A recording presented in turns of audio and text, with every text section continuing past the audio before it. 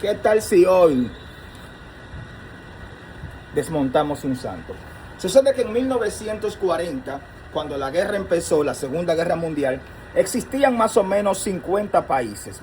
Luego de que la guerra terminó, hoy tenemos casi 200 países. La pregunta que todos nos hacemos, o que por lo menos yo me hago, es: ¿de dónde sacaron 150 países más?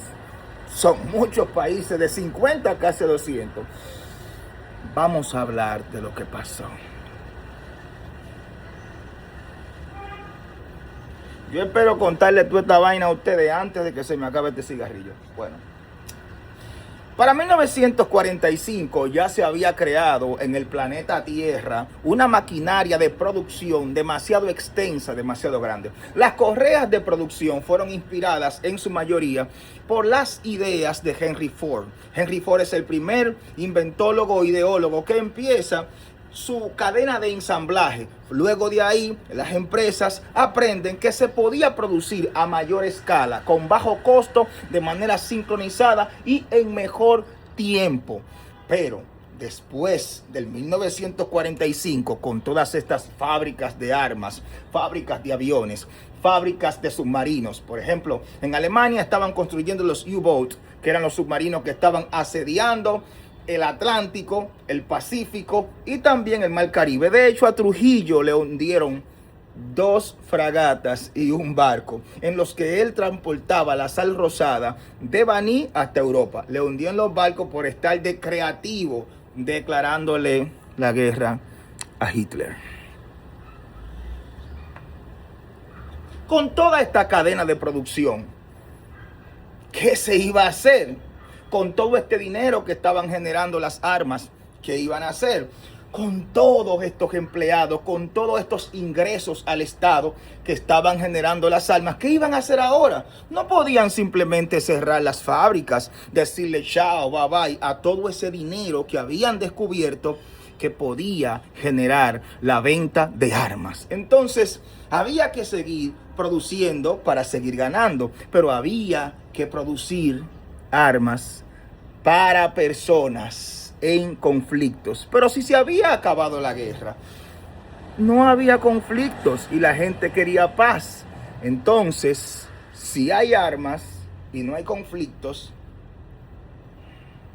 hay que crear los conflictos. Debido a esto, hay que entender que no puede haber guerras si no hay países. Interesante, ¿verdad que sí? Entonces, vamos a darle. Dividen a Alemania en dos: Alemania de los capitalistas, Alemania del Este, se la dan a los rusos. Ahí generan uno de los primeros conflictos que dejaron bastante dinero en venta de armas. Dividen a Corea en dos. Escuche esto, en dos. La parte norte, que hasta el sol de hoy es comunista y un régimen terrible, y la parte sur, que hasta el sol de hoy es capitalista y controlada por los Estados Unidos. No obstante a eso, en el 1948 crean también el Estado judío, al cual yo no me opongo, al cual también Trujillo aprobó y votó por esta aprobación. Pero ¿qué pasa?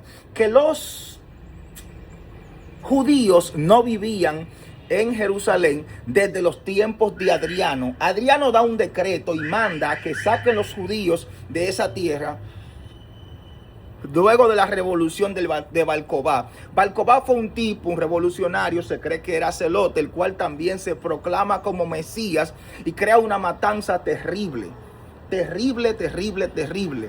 Después de tantas revoluciones en Israel, más o menos en el año 136, Adriano, el emperador, manda a que desalojen a los judíos y los destierren. Desde el 136 hasta el 1948, que fue que las Naciones Unidas crea el Estado judío.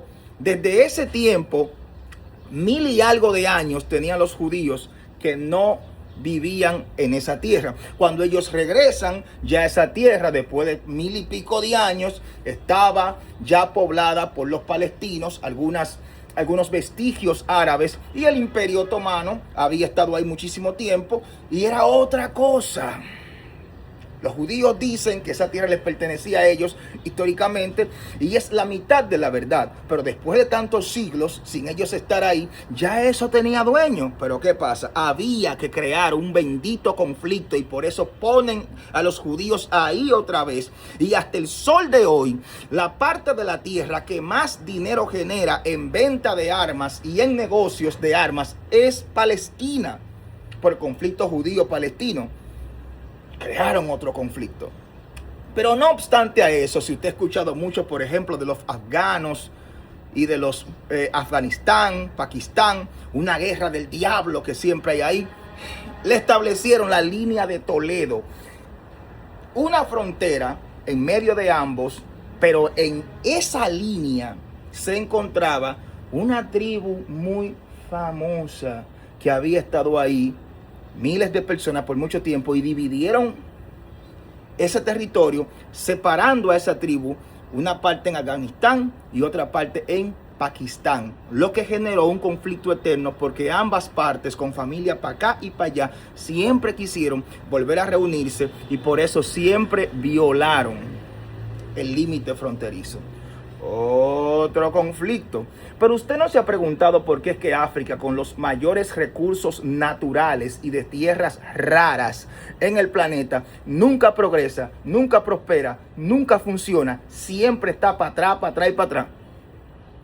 Sierra Leona, Burundi, todos esos lugares compran millones y millones y millones y millones de dólares en armas.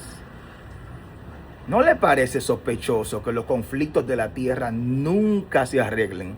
El que escucha un discurso, por ejemplo, de hace 7 años atrás, de un político en su país, se va a dar cuenta que esos políticos hace 50 años, 30, 100 años atrás, prometieron mejorar la educación para que fuera gratuita, mejorar la salud para que también fuera gratuita, el sistema eléctrico también para que fuera más asequible. Y 100 años después, los políticos de hoy, cuando hacen campañas, hacen las mismas promesas. ¿Por qué? Porque la idea no es que nada se solucione, es que todo continúe, persista y prosiga en el tiempo para que las armas se sigan vendiendo. Entonces, crearon los países y también los conflictos, porque la guerra es el mejor de todos los negocios.